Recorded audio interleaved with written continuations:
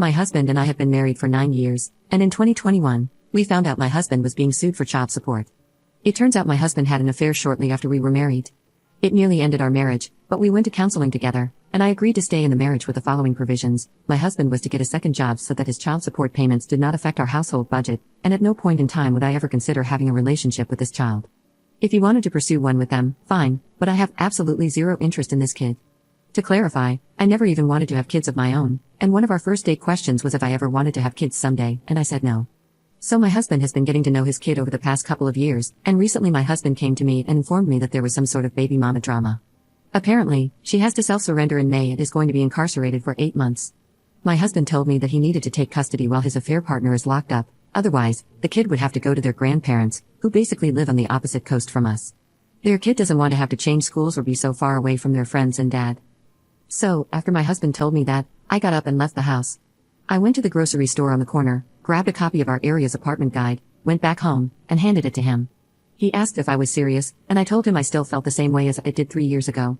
He said he didn't think that was fair, considering the extenuating circumstances. I told him I don't care about the circumstances, his kid is not welcome in my home. If he wanted to take custody, I would grant him an amicable divorce, but I am not changing my mind, and I am most definitely not taking care of some other chick's kid. Edit. For all the people concerned about what a piece of work I am in making my poor husband work 2 jobs, he has never had a full-time job since we have been together. He works 2 part-time retail jobs now that add up to 40 to 50 hours a week. He currently only has supervised visitation with his kid. They see each other once or twice a month for a couple of hours with a social worker present. And for those who seem to think that I need to be the one to file for divorce, no, I will not. I am not the one who created this situation. If my husband wants to pursue custody, I have told him I will not fight it. I will grant him an amicable divorce and let him be on his way. However, I am not going to waste my own time, energy, and money to do so.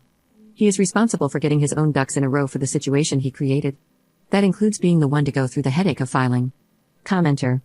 I feel like, although your husband is the jerk for putting you in this position, you are handling it like a jerk too. If you felt this strongly, you should have divorced him. Do you expect your husband to go to everything alone? Graduations, weddings, holidays? I feel bad for the kid. Ops response. Yep, graduations, weddings, holidays, and everything else. I told him I would not be a part of the kid's life. If he wanted to stay married to me, he would have to accept that. Otherwise, we would pursue divorce.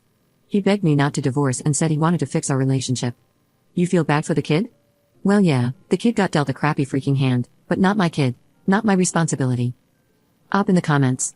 My husband has untreated and fairly severe attention deficit issues, not the occasional forgetfulness and having trouble focusing kind, but the kind that comes with emotional dysregulation, impulsivity, addiction, hyperfixation to the point of self-neglect, etc. If he were a custodial parent, that kid would be sitting alone at school for hours because he lost track of time.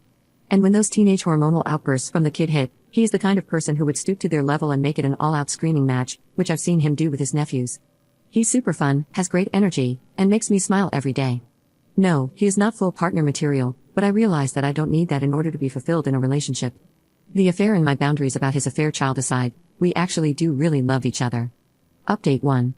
After posting, my husband and I continued to discuss the situation. I held firm and reiterated that I will not live with a child, and if my husband wants to pursue this, he will have to find other housing.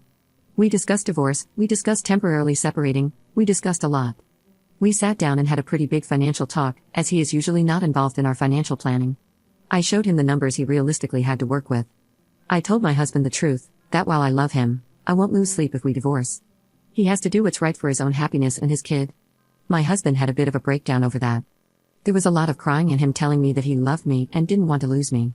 I broke down myself, and we had a really good cry together. He asked if we could go back to our marriage counselor. So, I made an appointment, and we went. We discussed the same things as above but with a counselor present. It basically boils down to my husband being very overwhelmed and conflicted about everything. He confessed he didn't really want to be an active parent but feels like he is supposed to. There's some deep stuff in there about his own family and race tied into that, so a lot of complicated emotions. He is terrified of losing me, and he says he wants to prioritize our marriage. Hearing me say that I wouldn't lose sleep over divorcing left him shook. Our counselor strongly suggested that my husband get into individual therapy and gave some referrals. My husband has not pursued that. It did become pretty obvious to my husband that he was not in a place mentally or financially where he could take full custody. So, the kid is now in Virginia with the maternal grandparents. My husband was actually going to visit the kid for their birthday this weekend. I gifted my husband some of my airline miles to buy his plane ticket. I did his laundry last night while he was at work so he'd have clean stuff to pack. However, my husband dropped the ball on his trip. I had plans for this afternoon that I left early for, so I wasn't home when he was supposed to get up and leave. He stayed up late playing video games last night and overslept. He ended up missing his flight and couldn't afford last-minute tickets on another. He's in a pissed-off mood and is playing Elder Scrolls now, trying to get his mind off of it. I've got my sister and some friends coming over for a salsa canning party in a bit, so I'm hoping he gets into a good groove with his game because I'm going to have so many margaritas. Commenter. He's terrified of losing you but won't do anything to better his own mental state and somehow make sense of this situation by going to individual therapy? He intentionally sabotages his own trip to see his kid after you literally gave him everything to make it happen, and now he's playing games and not contributing to preparing for a dinner party? It honestly sounds like he's trying to wear you down so you just agree to let the kid move in without him doing anything. Ops response. While you have very valid points, not helping me prepare the dinner party is not his fault. He actually did offer to help, and he did all of the heavy lifting to get it set up yesterday when I asked.